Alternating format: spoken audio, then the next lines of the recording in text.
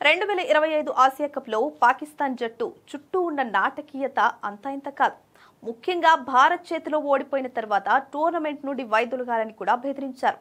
అంతేకాదు యుఏఈతో జరిగిన మ్యాచ్ అనిశ్చితిలో ఉండి చివరికి 1 గంట ఆలస్యం తర్వాత జరిగింది.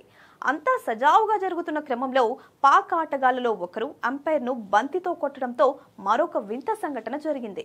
ఈ సంఘటన తర్వాత వ్యాఖ్యానంపై వసీం అక్రమ్ స్పందన కూడా చాలా మంది దృష్టిని ఆకర్షించింది. ఇక ఆ మ్యాచ్ ఇన్నింగ్స్ లో 6వ ఓవర్ వేస్తున్న సమయంలో ధ్రువ్ పరాశర్ సైమ్ అయూబ్ వైపు బంతిని కొట్టగా ఫీల్డర్ వైపు బంతిని కొట్టాడు.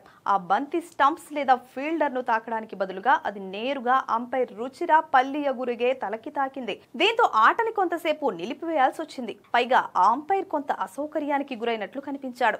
దీంతో పాకిస్తాన్ జట్టు ఫిజియో శ్రీలంక ఆటగాడిని కంకషన్ చెక్ చేయడానికి మైదానానికి చేరుకున్నాడు. ఆ తర్వాత అంపైర్ ని పరిశీలించి బయటకు తీసుకెళ్లారు. అతని స్థానంలో గాజీ సోహెల్ ను నియమించారు. ఈ సంఘటన జరిగిన సమయంలో వ్యాఖ్యానిస్తున్న పాకిస్తాన్ దిగ్గజ ఫాస్ట్ బౌలర్ వసీం అక్రమ్ ఆ త్రోను ప్రశంసించాడు.